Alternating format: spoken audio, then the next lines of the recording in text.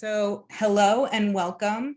My name is Nika Ross, and as the co-director of the Frank-Ratchye STUDIO for Creative Inquiry, I'm honored to introduce today's discussion with Hacking, Hustling, and Veil Machine on deplatforming and surveillance, as well as practical knowledge sharing on cybersecurity and online marketing for sex workers.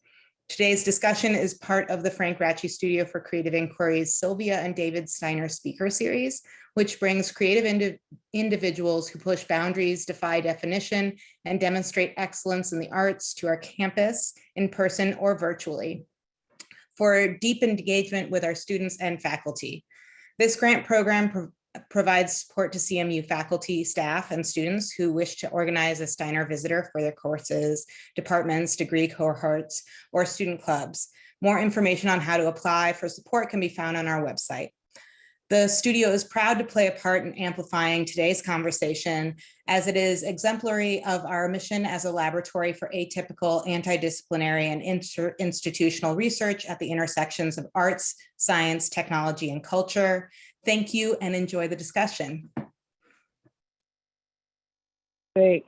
So I'm Bonnie San today, and I'm with Tech for Society, which is a group on campus at Carnegie Mellon that is trying to harness the research and tech capabilities of students and other researchers here to serve grassroots organizations with the work that they're doing. And we're excited to support this event. Hi everyone, my name is Lena Chen and I'm the moderator for today's event. I'm also a steering committee member of Sex Workers Outreach Project Pittsburgh, which is a local branch of a national social justice network focused on ending the violence and stigma associated with sex work through education and advocacy. Our local chapter has been active since 2018, and we have a variety of programming. We connect sex workers to social services, run a regular support group, work with local health partners, and have a mutual aid fund to support sex workers who were impacted by the pandemic and who these days are just, in general, more need of resources. And as part of my MFA thesis exhibition at the Miller ICA, we are running a series of events, of which this is the last one, that creates space to have conversations about sex work and experiences of censorship and digital discrimination. It's really lovely to have everyone here joining us and to also have CMU be hosting this important conversation.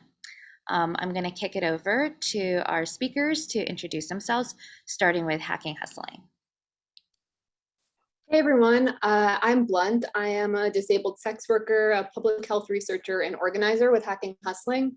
I'm currently a civic media fellow at USC's Annenberg Innovation Lab, and I must say it feels really nice to take money from academic institutions for my organizing. And I'll kick it over to Red. Hey y'all, my name's Red. I use they, them pronouns. I'm an artist, organizer, sex worker, and zine maker, among lots of other things. Like all y'all, we have so many aspects of identity and experience we could be bringing into the space today. I currently organize with Hacking Hustling, the Support Host Collective, and Survived and Punished. I formerly organized with Survivors Against SESTA, which sunset formal work in July of 2018. Also as a part of organizing alongside Red Canary Song and the Blue Stockings Cooperative. Wanted to just bring Hacking Hustling and our work into the space. Blunt and I are representing Hacking Hustling today as collective members, but there's such a vast and amazing network of comrades and accomplices. Hacking Hustling is a collective of sex workers, survivors, and accomplices working at the intersection of tech and social justice to interrupt violence facilitated by technology. Our vision is to redefine technologies, to uplift survival strategies that build safety without prisons or policing. We work to abolish carceral technologies and build the capacity of sex workers and survivors to create new technologies that increase safety. This necessarily means we seek to work internationally and see borders as another deliberate violent technology. Our work explodes the definition of technology as well to include harm reduction models, community-based research, mutual aid, organizing, art, and any and all tools that sex workers and survivors develop to mitigate state, workplace, and interpersonal violence toward thriving. Our central projects focus on conducting research, tracing the impacts of criminalization against sex working people on and offline, organizing peer-led support efforts for criminalized survivors in our communities, and creating radical educationals like teach-ins, toolkits, art pieces, and holding community informational calls. And we're so thrilled to be in space with all y'all today. Let's kick it over to Veil Machine next. Yeah, sure. I'll go first. So my name is Cleo. I am one of the 3 co-founders of Veil Machine. I am a pro-dom, a sex worker, and an artist. I'll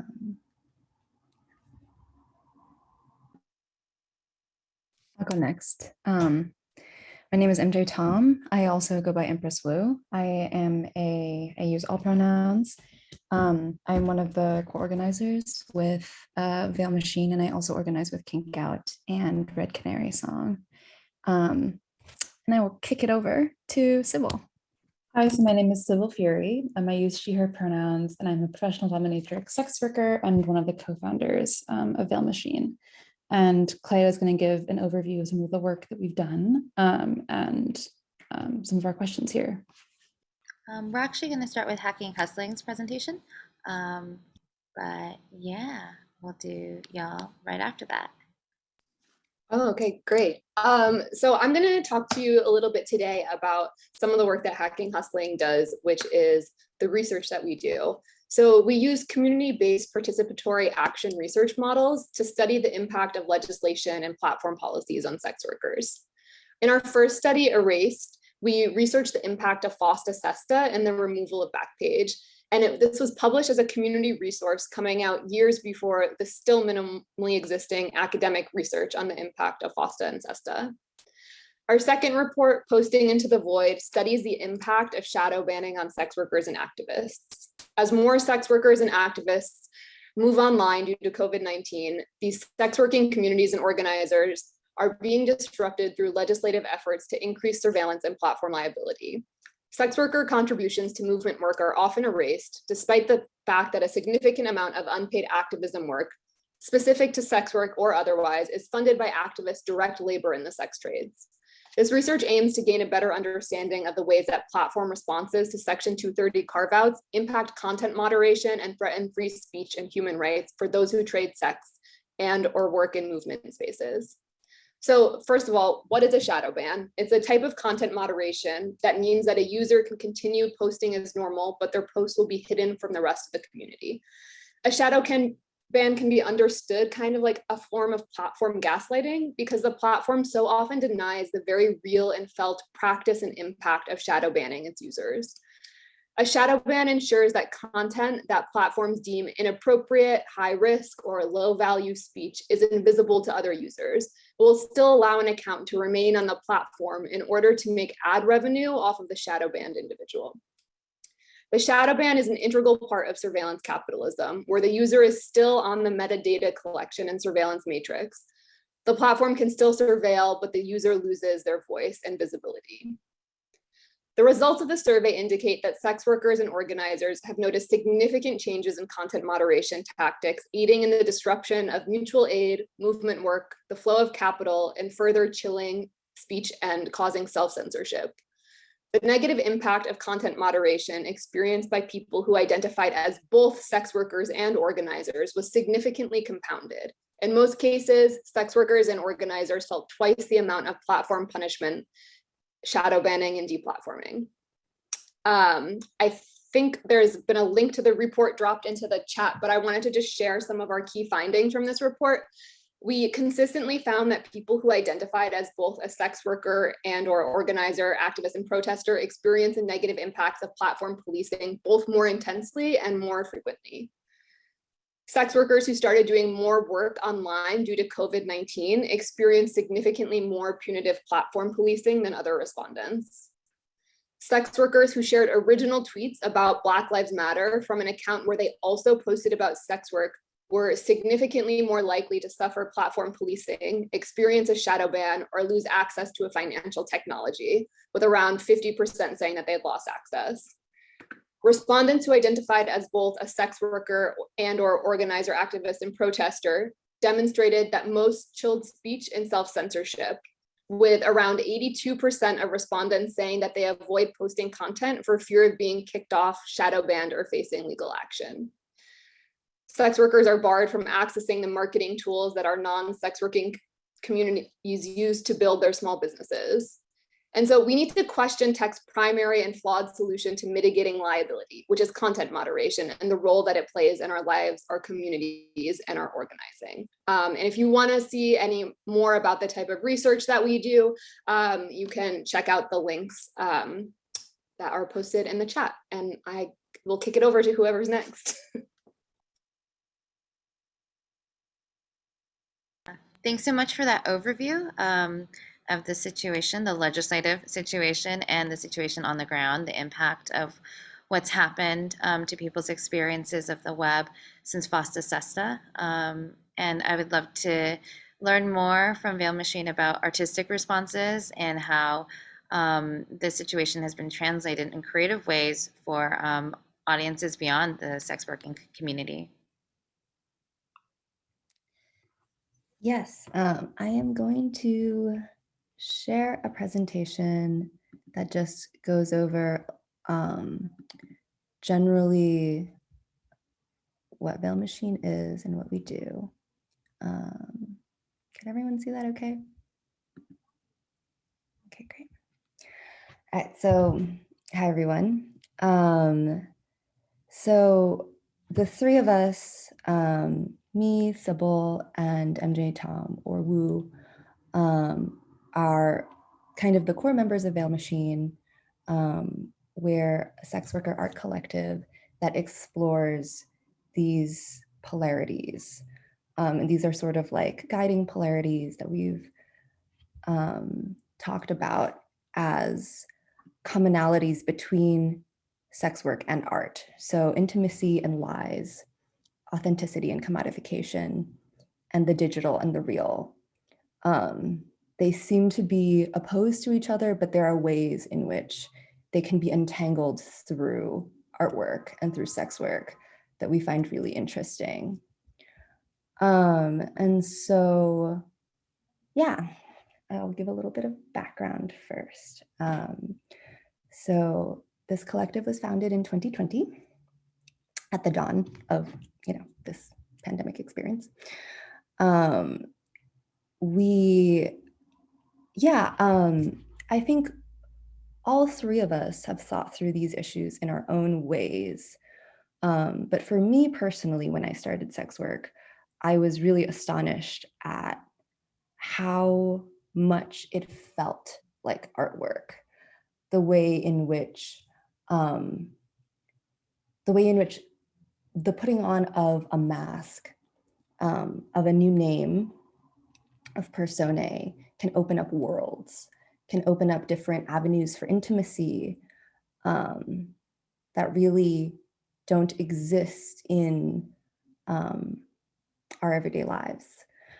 And so, yeah, there's a little bit in this text about the kind of interplay that we think through. We use a relational and intimate practice, which Sybil will talk about more in the next slides, to explore these dynamics, focusing on performance and sort of like interpersonal relationships.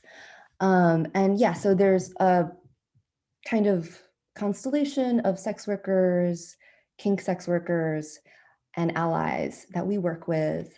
And those are some of their names. Next, Sybil will talk about our previous work. So before we actually founded Veil Machine, the first attempt that we made to address some of the questions that are really at the core of our practice was an art show that Cleo and I and another curator, Caroline Caldwell, hosted in 2018 called Blood Money. The show was a sex worker art show. That was our first attempt to think about sex work as a technology for crafting an experience.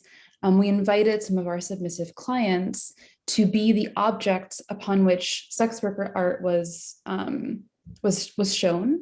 And so in order to look at that art, viewers were kind of forced, implicated in a relation between themselves and this client, thinking very critically about the relation between subject and object and viewer and art, and the power exchanges that we were seeing with our clients, where in the case of pro-doms, we were dominants and they were submissives, but also they were the ones paying for the experience and we were the ones being paid.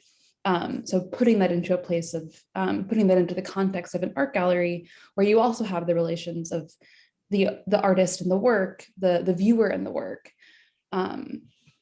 So this also became our first space of really creating a collective environment where sex workers can come together and make art through the experience and skills that they had gained as sex workers. And this became the foundation for 2 years later, our work with eviction.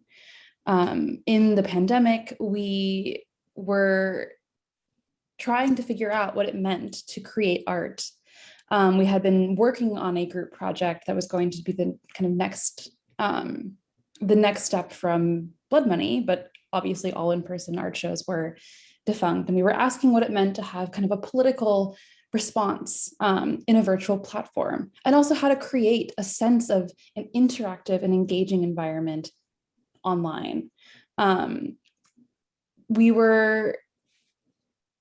main obstacle in doing so was, as Blunt and Reb were talking about earlier, the kind of internet censorship legislation that we confronted as sex workers that make the virtual space that became the only place where we could convene in COVID a hostile and dangerous place for sex workers. And in the midst of 2020, there was another bill that was being debated, Earn It, which is still something that could become passed at some point. So our response was Eviction, which was a 12-hour virtual art protest event in which we created another world where sex workers could exist on the internet, this sort of fantasy space built through this early 2000s aesthetic of Backpage and Craigslist, back from when it was easier in some ways to be a sex worker on the internet. There was listings that were posted throughout the day that led viewers to resources, art, secret chat rooms, spaces, and performances by sex workers who are performing through Zoom. The experience ended at the very end of the 12 hours through a dramatization of our own censorship. Our tech person kind of constructed this website so that it would literally shut down and give the viewer the experience of what it feels like to be deleted right before your very eyes. So the screenshot that you see here is the screen that viewers were led to at the end of the experience, where they were watching this closing party, performances from some of the artists who were involved, and these pop-ups were flurrying in front of your screen with quicker and quicker speed, reading things like critical error, you've fallen in love with a whore, until at midnight, everything went away. And this, we will talk next about sort of the questions that we've realized that were kind of driving this project and that are inspiring some of the future work that we're hoping to do. So backflipping off of that, so just talking about like some of the questions that we have been like thinking about and some of the things that we've been, some of the, I guess, like dilemmas and I guess like sticky things that we're thinking about in both Blood Money and also Eviction. We continue to run into this very fascinating phenomenon that like when we create artwork on the subject of sex workers' contentious relationship with technology and institutions, we end up reproducing a lot of the conditions that inspired us to make that work in the first place. So like a really fantastic example of that is like in the pre-production for Eviction, we were doing a lot of marketing of the event itself, and we would, you know, be censored by Instagram. And I think that our Instagram has still not recovered and is still like incredibly shadow banned, and that continues to affect anybody who happens to tag us. And then for like the production of the show, when we were attempting to fundraise for the event, we were cut off of like different funding avenues, such as like GoFundMe. So we have like made this realization that like there's not really any kind of external position to us in our work, that everybody is already always implicated and there's not really a way out. And it is like kind of a fascinating question, like even in the context of us giving this presentation today, like, or being paid to give this presentation at like Carnegie Mellon, which is apparently an institution where a lot of like anti-sex worker technology is developed. We still find that to be the case, that we're constantly working in relation to this tension between sex worker and technology and institutions. So a lot of the main questions that we're thinking about from the past and also moving forward is, how do we leverage sex worker practices as a form of technology? How does that like challenge us to standard, how does that challenge us to challenge standard definitions of both sex work and technology? And then again, like, how do we create art that implicates, in which there is no external or passive position available, in which the person who, because like sex worker discrimination is so systemic,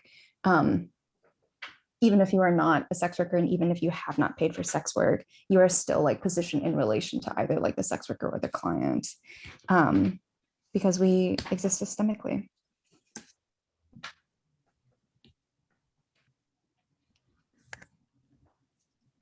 Thank you, y'all. Thank you for offering all that context. I really appreciate it. And I'm going to open it up for a joint discussion with both Veil Machine and Hacking Hustling. And I have some questions that I'll be asking our speakers. But in the meantime, if folks in the audience want to share questions at the end of the Q&A to have those answered. So please feel free to just pop whatever comes onto your mind in the chat, and we'll be sure to get back to you. But to get us started, especially for the folks who might have missed the beginning part of this talk, I was wondering if we could just give a very brief introduction to what FOSTA SESTA, Earn It, and the Safe Sex Workers Study Act consists of. The first two pieces of legislation have the potential and have already demonstrated extreme harm to the sex working community and caused censorship online, whereas the Safe Sex Workers Study Act is a potential solution to that. But I thought it would be great to offer a bit more context to that if someone maybe from Hacking Hustling, for example, would like to answer that question. Yeah, Sure. Blunt, do you want to take that one? Yeah, I got it. So FOSTA SESTA was a Frankenstein combination of bills that became law on April 11th in 2018. So I think it's the 4-year anniversary of it was a couple of days ago. And it was short for Allow State Victims to Fight Online Sex Trafficking of 2017. And what it did was amend the Communication Decency Act, making platforms liable for the content that their users post as it relates to sexual content. And what Earn It is a bill from 2020 that returned earlier this year to purportedly stop child sexual abuse material, or CSAM, through the creation of a commission that would create guidelines for platforms, remove Section 230 immunity, similar to what we saw with FOSTA, and threaten encryption. While Earn It would harm sex workers, LGBTQ communities, especially young queer folks who are seeking community or resources online, it would harm immigrant communities, people with uteruses seeking health information or abortion care. It also doesn't actually solve any CSAM related problems or offer support or resources to survivors. And what it would actually do would be push communities into increased precarity and vulnerability, like we saw with FOSTA and SESTA. And so, like, as a status update, currently it doesn't really seem like Earn It is moving, but your representatives still need to hear why people are against it and why it's such a harmful bill. And the reason that we don't really think that it's moving has largely to do with the fact that it's not a great political idea for Democrats, rather than them actually understanding the harm of this bill. So think of this as an excellent time to call and harass your elected officials and tell them why Earn It is so dangerous. This is especially important as we see more bills that seek to amend CDA 230. I can't count how many we were seeing in the past few years without efforts to fully understand the impact of FOSTA SESTA. And so this becomes increasingly important if the Democrats lose the Senate next year. We'll see more and more of this. And the Safe Sex Workers Study Act is a bill that was written with the support of sex workers and survivors to study the impact of FOSTA SESTA.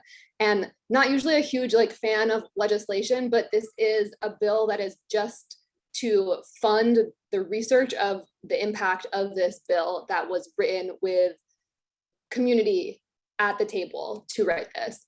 So you can think about calling your elected representatives, telling them why Earn It is so harmful, while asking them to support the Safe Sex Workers Study Act to study the devastating impact of FOSTA. And I think there are a few links in the chat where we had a part 2 of what the fuck is Earn It, breaking down the nitty gritty of the bill in a much more detailed fashion than I'm doing right now, as well as a link to Fight for the Future's action, where you can type in your area code and find out the number of your local representatives to call and harass. Thanks so much, Glenn. I think it's important to note that, there's the purported mission of these bills, and then there's the actual consequences. And for folks who aren't familiar with Section 230, basically what FOSTA SESTA did is make websites responsible for third-party advertisements of sexual services, even if those services are consensual. But the actual impact is that places like Instagram, Craigslist, Reddit have pulled down a lot of pages that have any connection whatsoever with topics related to sexuality. And I think we see the impact today, not just within the sex working community. We see far-ranging consequences for other communities as well, including artists.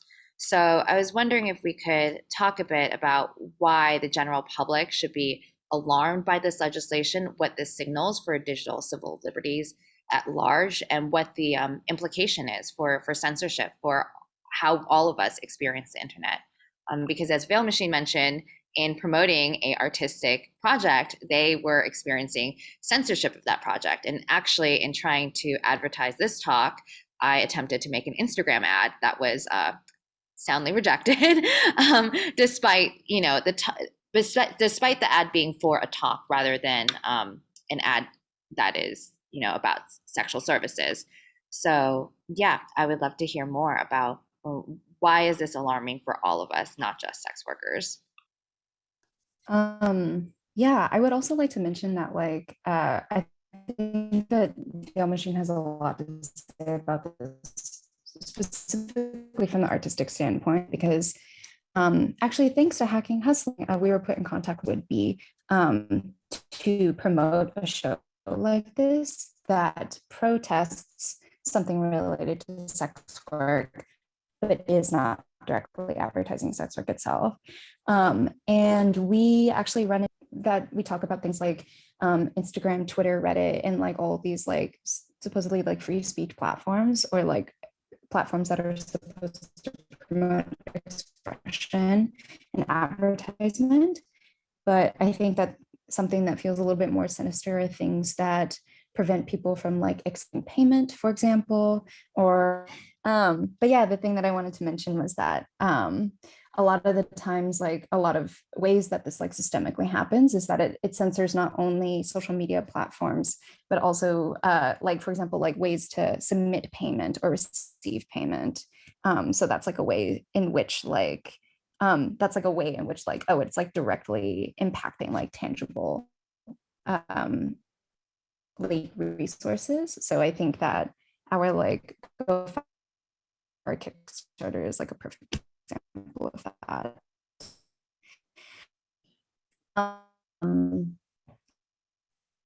And then in addition to that, I think the way in which as something that was theoretically protected by free speech, but then the fact that private companies such as Instagram, Facebook, Twitter, Twitch is another one that we got kicked off of, was then private companies that have to protect themselves against the legislation of things like Earn It and the things like FOSTA SESTA hugely impacts the ways that not only sex workers, but basically anybody who could potentially be seen as a sex worker or be screened as a sex worker by algorithms on those platforms. they are endangered as well.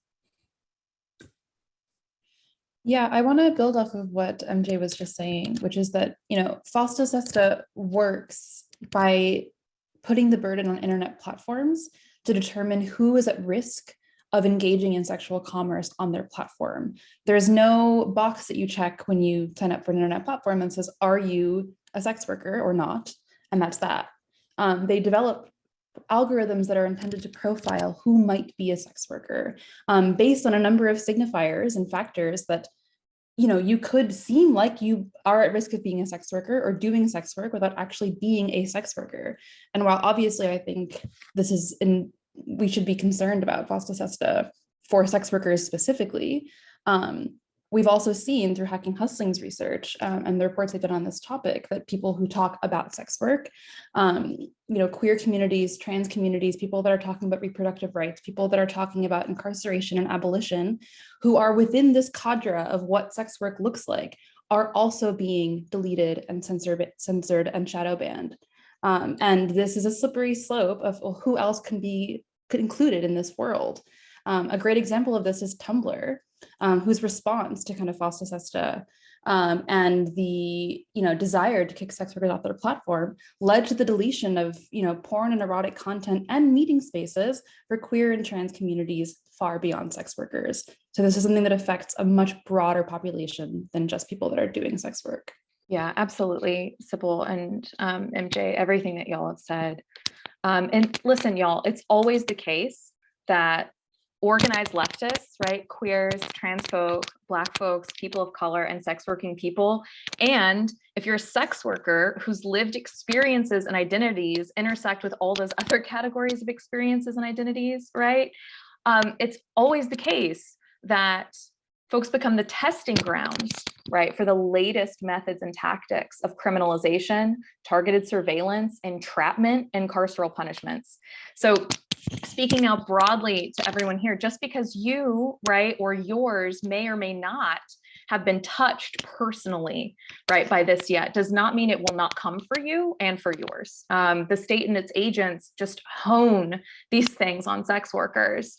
And so just to kind of like underscore that, I think it's incredibly important for us to, on the one hand, recognize it as our collective responsibility to push back, combat, and seek, right, the complete, like, abolition of these kinds of violent technologies and systems, but also recognize that, like, these things will come for us all. And so there's an inherent kind of distancing that happens with a lot of these things, that it's like, wow, that's horrible to hear about, but that seems a little far off. It's not far off. It's here. It's been here. They're just getting better at it.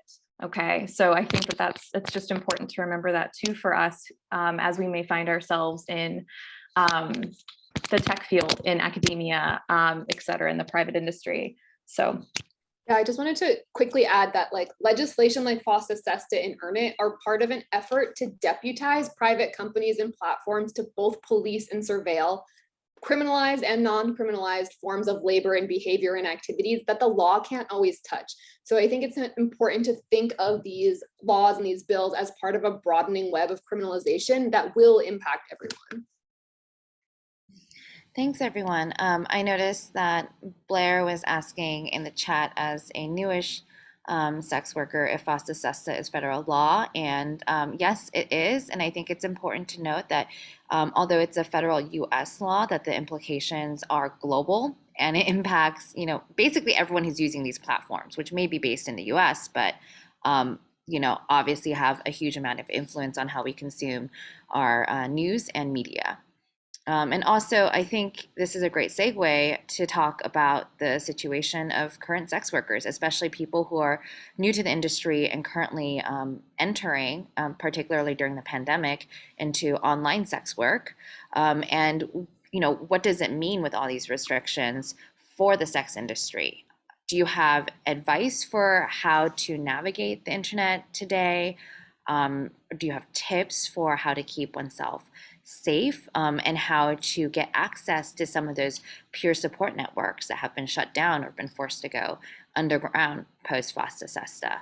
I think it's important to note that a lot of the ways in which sex workers have dealt with the criminalization of their industry, which places them at increased risk of violence, is to rely on each other, rely on peers for support, rely on peers to screen their clients, to understand, best practices and harm reduction. And that's the type of information that I think is increasingly hard to come by these days. So what is the advice that you all have for sex workers today? I know you and I were kicking around some things beforehand, and I really loved this particular thing that you had to say about how our community shows up time and time again. But the bit before that, you're really underlining some things. So I didn't know if you wanted to share out. I think that we could all talk about this forever. I don't know, I get called all the time. And so I don't know how much we want to divulge, how much we want to self-protect and hold, but I don't know, maybe we can hit some of the high notes. Yeah, and I think my biggest piece of advice to community is to build community both on and offline. Find multiple ways of connecting, because you never know when you're going to lose a platform. And I find sex worker Twitter to be one of the best places where folks are sharing information, resources, and trainings. Hacking Hustling's YouTube has a ton of resources and videos on digital security, trainings that we have on some more information on some of the policies and legislation and bills that we're talking about. And it can be super frustrating when you can't see any of your content because all of your peers and everyone you know is shadow banned.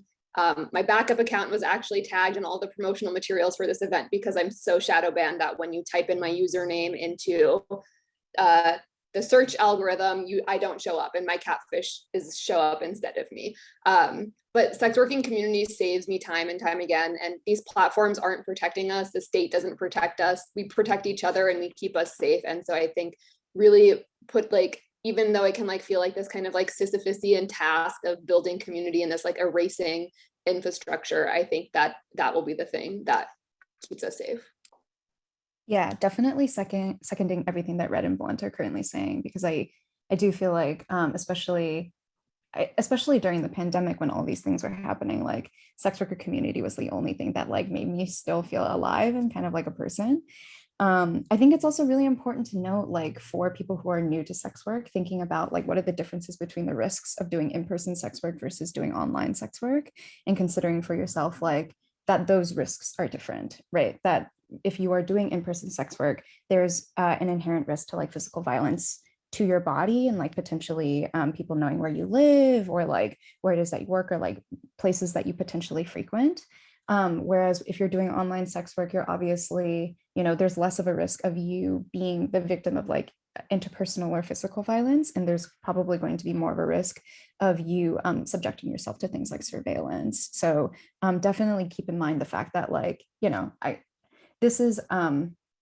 don't want to say this and make anybody feel, I don't want to say this, and I'm sure that many people have thought about this, but just make sure that you are keeping your government name and your sex work personas very separate if you are going to be operating online, and figuring out how you want to compartmentalize those things, and then also thinking for yourself okay, what degree of separation do I want to have if I'm accepting payment from a digital platform that caters to online sex work, such as clip sites, OnlyFans, etc. Also heavily seconding how am I how do I want clients to be communicating with me when I'm receiving online payment?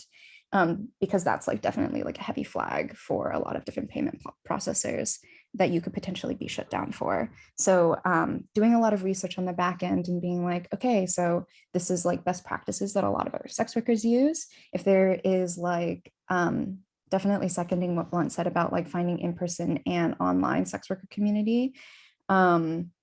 Because if there's a situation in which we all need to go online, then again, for the pandemic, then you would have a community online, but then, commuting with sex workers in person and being in the same space is something that I think is an inimitable experience. And yeah, seeing if there are local SWOP chapters in your area, or local, somebody I think asked in the chat about whether or not there are sex worker unions. And I don't think that there are in the way that we typically conceptualized like a labor union, but there are a lot of different like sex worker rights organizations. So seeing if there's like a sex worker right organization that's local to you, and getting involved potentially.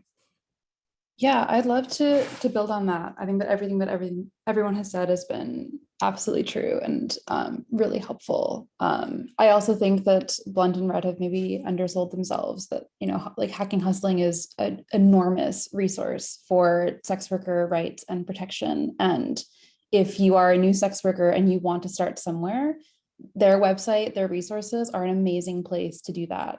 They've done incredible research and have just really helpful guides for sex workers. That said, I think that one of the interesting things about this question, I think that Red kind of hinted towards this in their response, is something that sex workers have to navigate, is both wanting to support community and provide resources and insight, and also the risks of doing that in public forums and places that are going to be attached to our names, or where other people who are not sex workers might be present. And so I think that a lot of the support that I've received and what I've found as a sex worker is building close relationships with sex workers is the way that you're going to get the support, the insight that you need. It is not safe for us to talk about how we do our work in public forums. It will get us shut down, it will get us banned, and it will also maybe clue in people who should not know. You know, thinking about how Carnegie Mellon might be a place where some technologies are being developed that are used to harm sex workers. This is a complicated platform for talking about that work. And as Blunt is saying in the chat, what we do is often can be criminal. So I think, you know, thinking about the question that someone just posed in the chat about how to accept payments, my advice is to reach out to sex workers. I get emails all the time from people who are starting out in sex work, who find my profile and find the work that I've done in community and ask me for support. And that is a really great way to start building connections. There are private Signal groups, there are private WhatsApp groups, there are private, I don't know, Instagram DM messages, and there are ways to access them if you build connections in community.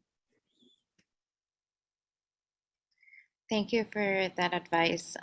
It really resonates with my own experience. And I think that just as with organizing, I think in sex work, a lot of the trust that is built just comes from showing up for each other.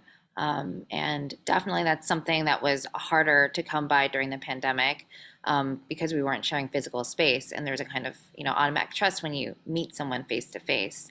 But so much of sex work also happens through, you know, vouching for each other, vouching for each other's clients, vouching for who is good to work with. So I think that, you know, in that sense, the process of community building isn't so different from the process of community building that happens in the world of activism or art even. I'd love to talk about some concrete ways for, you know, folks who are part of the academy, folks who are technologists and consider themselves allies, to support sex workers and support us in connection to this particular struggle for our rights in the digital space. Probably there are a lot of people who are in this Zoom room at the moment whose experiences are perhaps, you know, closer to the experience of those developing the technology than facing the brunt of the impact of such technologies.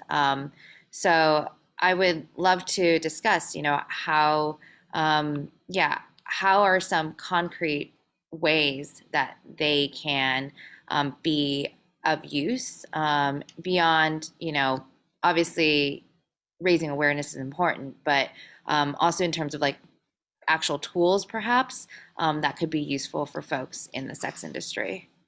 Yeah, Sybil, MJ, Blunt, Cleo, y'all have me like on fire. Do you mind if I jump right in? Just that last bit in particular, I just feel like, holy shit, totally vibing with y'all. Speaking to the technologists, stop playing with the greatest and latest things as if there are no consequences. That would be my first thing. There are always consequences to the technologies that you play and imagine and create with, right? Institutions are not vacuums. If you're being encouraged by your institution to just play, you know, I think that you have to absolutely interrogate, why your institution is like actually allowing access, like what that access comes with, and then how those things will be utilized. I was just listening to absolutely brilliant abolitionist educator and kind of like tech zine maker extraordinaire Neda Bomani the other day, and they were talking about just exactly this. These things do not happen in vacuums. Violent technologies that are used for monitoring, surveillance, identification, delivery, et cetera, they're not neutral, right? And they won't just be better in your hands versus the hands of people that you think are the more maliciously motivated. So like, make no mistake, if something can be used for policing and enforcement, it will be. And no matter how much fun it was to program or imagine it or create with it, I think that we need more. Sex workers in particular need more from y'all than gadgets and programs. And I think that this is not to say that we can't vision ways in which we create together and we create outside of, but I think that more often than not, the institutions that we find ourselves in or around or beholden to are just there to poach, right? And they're just there to take. And so you have to just be really savvy about those things. Also, everyone should be reading Simone Brown and Ronit Kapadia and like Ruha Benjamin and read Sex Workers. Like, we should just be reading the works and the recommendations and the demands and the fears and the lives of folks most impacted. And so, yeah, I can't say that enough. I could keep going on about moving resources and also platforming sex workers, but I'll get back to that. I really want to hear from the rest of the folks too. But yeah, don't play and think it's neutral. Red, I adore you. I love hearing your voice. And I also feel like I want to just piggyback. I just want to do a little backflip off of what you just said, because I feel like there's this thing that happened when we were giving this talk at Parsons, where I think there was a question that was posed to Veil Machine that was just like, oh, do you have any advice for like technologists who are interested in assisting sex workers, or like, what's the future of technology in sex work? And I think the thing that we said was just like, consider the fact that we're not supposed to be making new technology. Consider the fact that we have progressed past the need for technology, but consider the fact that like maybe there's a type of technology that's like not meant to last forever, and that we've gotten to a point, especially with the internet, that like, or specifically talking about the internet as a technology, where the technology was invented as a tool to connect different people, and now we have become reliant upon the tool, and it affects the way that we interact with other people. So now it is, we've created like essentially this like self-producing system in which we become more and more reliant upon the tools that like oppress us and suppress us, and that actually limit us. So I think that there is also like a really instinctive drive for people working in both technological spaces, innovation spaces, and institutions to do as like a solution to a problem. And there's an instinctive drive to be like, there's a problem in the market, or there is something that is missing. And they're like, okay, I'm going to be the one to fix it. And I think that maybe it is like, worth questioning. Are you the person who is meant to fix this issue?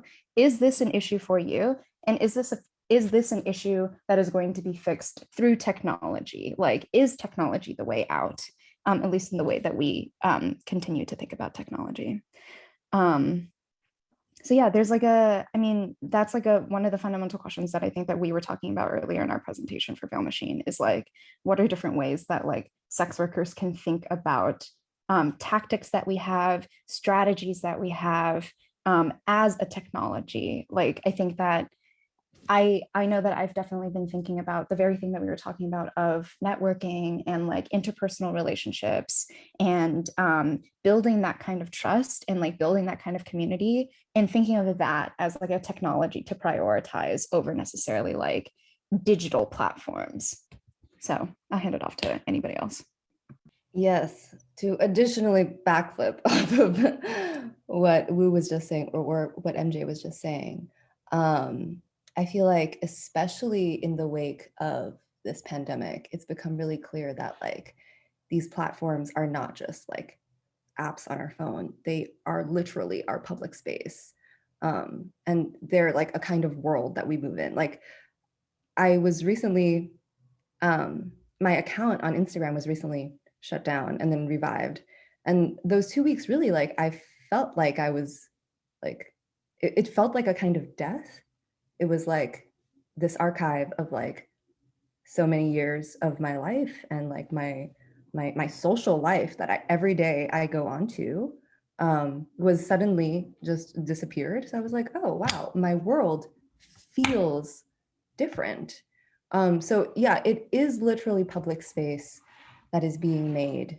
And I think, oh, there was another point that I was going to make, but I have forgotten it. So I'll just leave that there. I could just add, pay sex workers for their fucking expertise. Their lived experience is so fucking important. And if there aren't sex workers there at the table, sex workers are often the like first to feel the impacts of tech policy changes and how platforms are changing their content moderation systems. You need to value the expertise of sex workers as much as you value the expertise of the technologists who are creating technologies that fucking kill us. And stop asking sex workers to build their own platforms would be my like major ask for everyone. This is a personal, this is my personal feelings. Yes, sex workers need like sex worker only spaces that, and I think like by and for technologies are really amazing, but part of safety is also having access to the spaces, the tools and the resources that our non-sex working peers have. And when you're asking us just build your own platform, or well, your payments are too high risk, so you have to use this high risk payment processor that takes a 40% cut, what you're saying is that we don't deserve access to safety. Yeah, I want to say kind of on that note that something that came up for me a lot when there was kind of this new wave of people pushing for Earn It, and there was a call to call representatives and kind of raise awareness around Earn It, was that among sex worker circles that I knew, everyone was talking about it. It was extremely present. And a lot of my clients are in the tech world, some of them quite high up in the tech world, and they had never heard of Earn It, nor FOSTA, nor SESTA. And I think we often talk about, as you know, as Blunt and Red and MJ and Cleo have all said, the importance of making space for sex workers in these conversations, valuing their expertise, paying them, reading their literature. And also there is a very concrete thing that people can do that are not sex workers. And I think actually it is ensuring that in public discourse around some of these topics, there are ways to talk about FOSTA, SESTA, Earn It, the technologies that harm sex workers as technologies that harm a broader public. A lot of my clients were afraid to share resources about FOSTA, SESTA, and Earn It with their companies because they were afraid of being outed as clients. It was that there was no way to talk about these problems without either being a sex worker or a client. And so this is one of, I think, the rare places where actually not being a sex worker is an advantage. It can help normalize the resistance to these technologies and the resistance to these laws, and make it seem like a bigger issue that can then make it possible for the companies that should be talking about this to then take a stand, because right now they couldn't give a shit. So I think that's one place where if you're not a sex worker, your voice is actually important. Yes, it looks like we have a question from Bonnie. Yeah, I wanted to quickly ask, just in the context of this conversation about what the sort of burden of accountability should be for, especially technologists and in the context of the institution that we're sort of, that is, hosting this event. Tech for Society and myself, we've joined organizing against harmful technology like predictive policing, but have noticed that there's a lot of,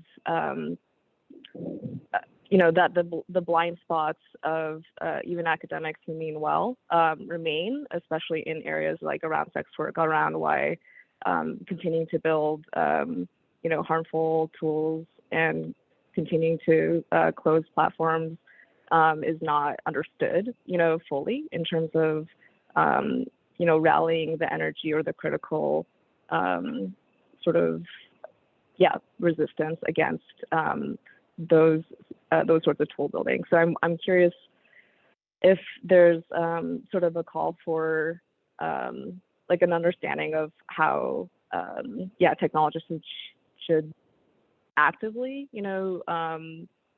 understand their own accountability, if that's to engage more with the movement work of actually just supporting decrim efforts, or plugging into more sex work spaces, or just having more events like this to bring that out to a larger audience. I'm just curious what your thoughts are on that. Sorry, could you repeat, summarize that a little bit, just to get it refresh in my brain? Yeah, it felt like a lot of the movement for critical tech happened after the movement work with George Floyd and understanding why policing is harmful, but that a lot of that movement work hasn't been moving a lot of technologists in addressing like the harmful tools and so on that they're continuing to build that affect sex workers. So I'm wondering like if there's like a call, right, to action for especially technologists in terms of like what is the work? Is it to continue to actually just plug into the sorts of work that you all are doing, the decrim work, the outreach work, and or sort of the messaging, the like who are we platforming, and like what is even being taught, so on, like at institutions like this. I think I can start out, and hopefully someone can dovetail off of it. But I think people from what my experience, I found that people in academic spaces often overlook the power that they hold being within an institution. And I think like being able to share some of that academic and institutional affiliation with folks is something that's really important with the work that we do at Hacking Hustling, trying to get these conversations at like CMU, being able to put on programming at Harvard and things like that, I think makes the work that we're talking about something that the institution is also talking about, and then in turn becomes funded. So like, I think it's about putting resources in, pushing back at your institution, not hosting human trafficking hackathons, and like really not overlooking the power that you have at the institution. And I know like people have complicated relationships with their labor within academia, but I think that there are ways to consistently push back and make sure that that these things aren't happening, and that the marginalized voices that need to be heard are being brought in and paid for their expertise. Yeah, absolutely. And I mean, Bonnie, you raised some excellent positions to assume as a part of your question, right? I think folks absolutely need to see themselves as connected to movements for decriminalization, and understand what that means, right? Not letting our movement language be co-opted for convenience, right? To make things easier for people to get on board with, but actually acknowledging the fact that, no, we mean decriminalize like full survival, right? We're talking about communities who often have their children taken, who are, we have folks who use drugs in our communities. We have folks who are currently and formerly incarcerated in our communities, who are dealing with all manner of citizenship status because of the violence of borders and the necessary of like migration because of work. And like, if you are not party to a belief system that sees these things as connected, I encourage you to do so. Like, I encourage you to actually see these things as inherently connected. And if you're not doing work to divest away from policing technologies or logics, like, you're not going to be a comrade of mine. You're not going to be a comrade to sex workers. We have to start thinking, I think, holistically and comprehensively about struggle.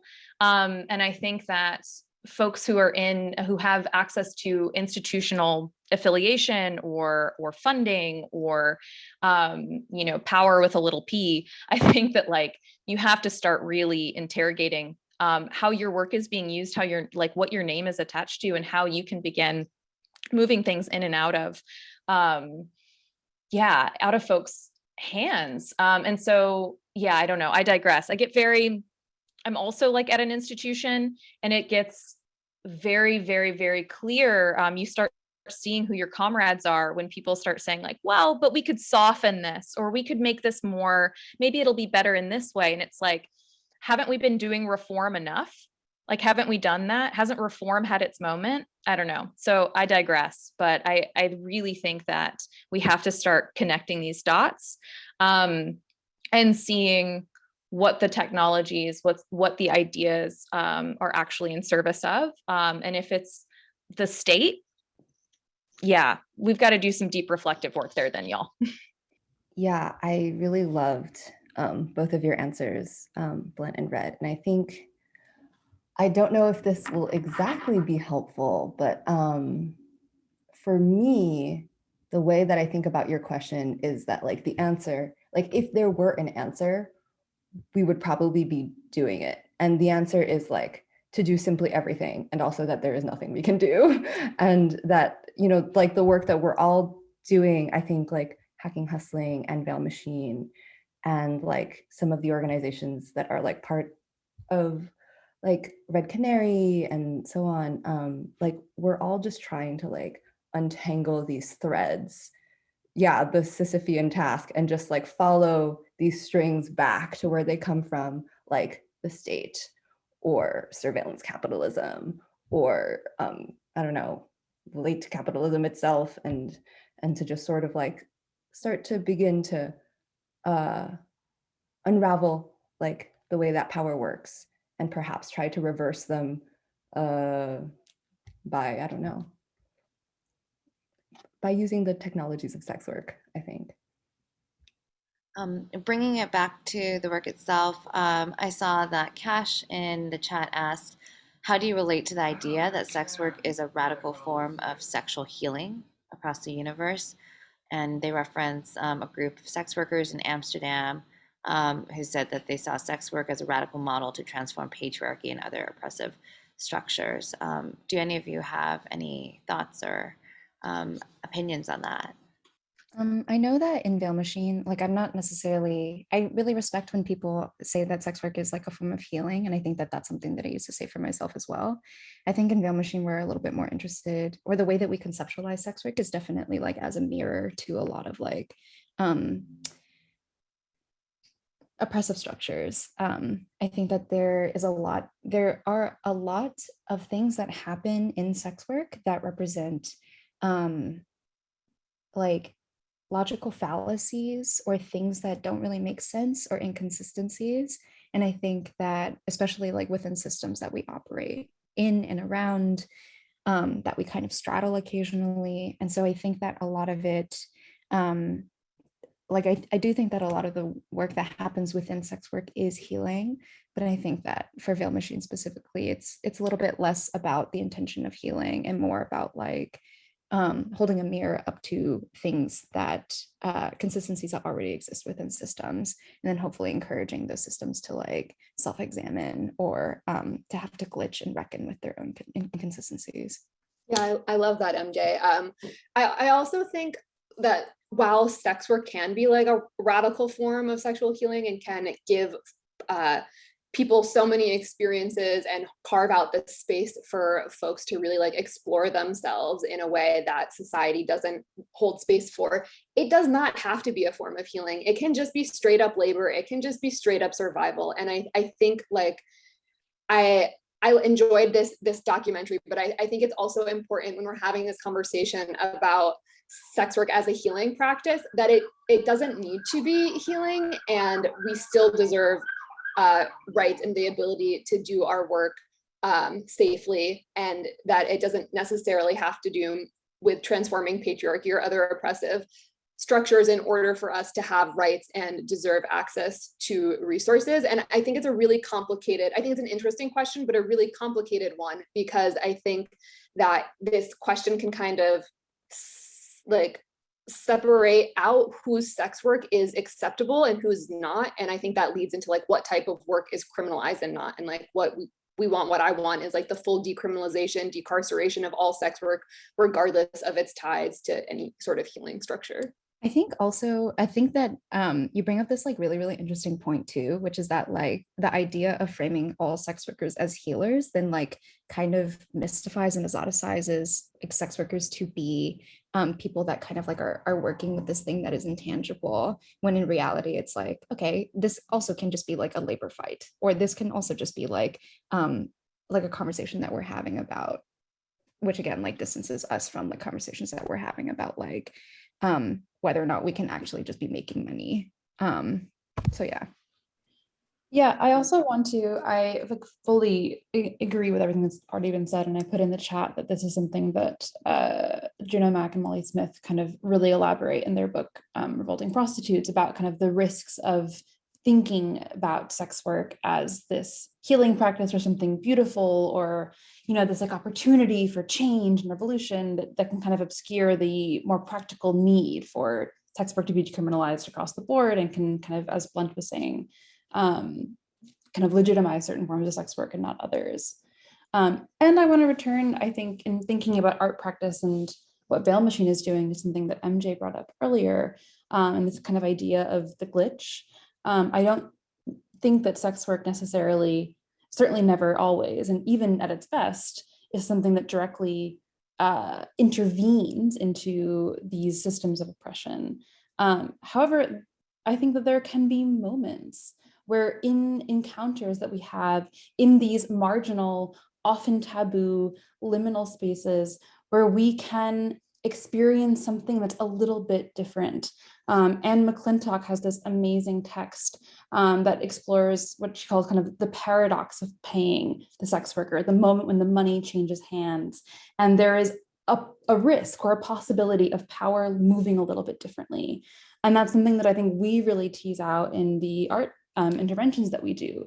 And I think is something that we've seen in sex worker organizing strategies, using that as the starting point for asking how change can happen. So I don't know if that's necessarily sexual healing, but that is maybe one of the places where sex workers found some of our critical and kind of art interventions. I think Aaliyah wanted to chime in with a question. Oh yeah, hey. Well, I wasn't a question so much as I was thinking about the whole like narrative of sex work being a healing practice. And I think like obviously that's a very common attitude from civilians especially, but I think the most healing part of it is in more of a capitalist sense rather than like having to do with the nature of the actual work that we're doing in sessions. Like I think of this as healing because now you have the opportunity for a lot of women to not be sexually submissive to their bosses in non-sex work industries. I think it's like very much the opposite of how people interpret it. It's like you finally have this industry where you can almost desexualize yourself, if that makes any sense. And I think about the way that it's a tool for a lot of women to escape abusive situations. But I don't think it's specific to the fact that sex is involved in the work. I think it's healing for people to be able to take time off when they don't feel like working, to turn people down, to draw boundaries.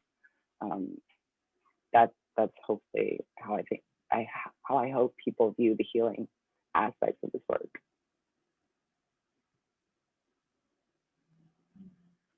Thanks for sharing that. Appreciate it, Leah. We are running out of time, but we still have some amazing questions. Maybe we can combine the last two questions, one that I have for you and one from Daly. How can we cross-pollinate the efforts of different advocacy movements for bodily autonomy and public safety, since the oppressors often look the same, but the resistance efforts don't? And my question, which I would like to end with, just so we have a optimistic ending to this talk, is what is your ideal vision for the future of sex and technology? So would love to hear it super quick, 1-2 sentence response from each of our wonderful speakers today. For me, in considering the ideal vision for the future of sex and technology, it has to be an abolitionist vision, where the things that we create and make together help us live full lives in dignity, where all of our needs are met and punishment and surveillance find no traction or currency whatsoever. So short and sweet.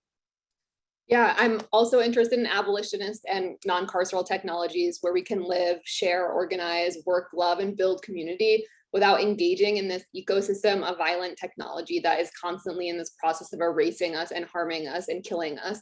Survival shouldn't have to be so hard, and the technologies that we support and that we build should make survival easier and more accessible to everyone.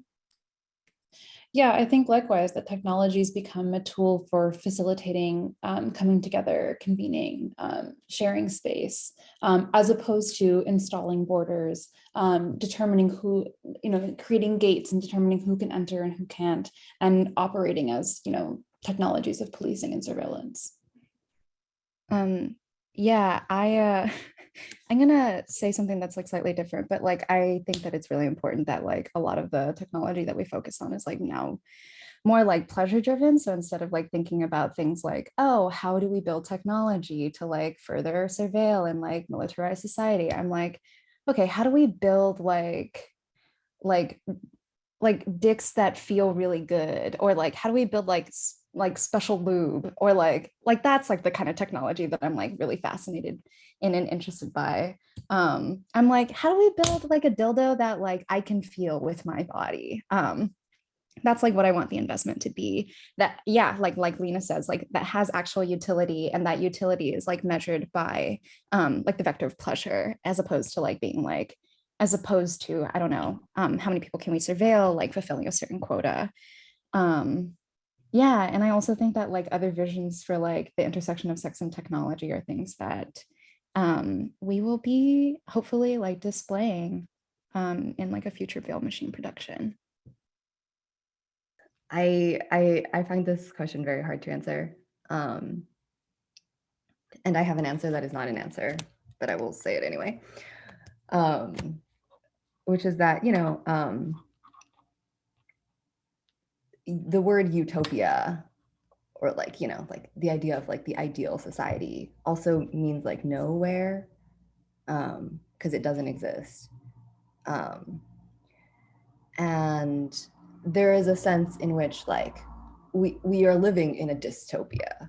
Like every day I like turn on the phone or the, whatever, the news, and it's like, wow, this is really untenable and I can't see how things can continue. But also like, it is also like the world that we're living in and the world that we built. And I'm very grateful to be a part of this community and to be building with all of you. Because there are moments in which I glimpse like this utopia where like we have community, we support each other. And the support is really real and really felt in our sex work community. So yeah, that's my answer. Well, thank you to everyone here. I mean, your work as artists, as activists, have been very inspiring to me personally, and I'm really happy to have been able to bring you virtually to CMU. Yeah, thank you to our audience members and for all your lovely engagement. I do want to shout out SWOP Pittsburgh again. If folks want to do something concrete to help support local advocacy efforts here in Pittsburgh, that's a donation link. Those funds help support our programming, our mutual aid. And if you are ever interested in volunteering for us, you can get in touch with me directly or with swappittsburgh@gmail.com, popping my email into the chat as well. The exhibition at Miller ICA runs until this Sunday, so there's still a chance to see the show. SWOP has a resource center that is on the first floor of the Miller, and on the third floor you can see my work, which includes 3 pieces, all dealing with the experiences of sex workers on the internet. And thanks again to Tech for Society for co-sponsoring this, and for the Studio for Creative Inquiry and the Steiner series for funding this talk. It's been lovely to work with all of you.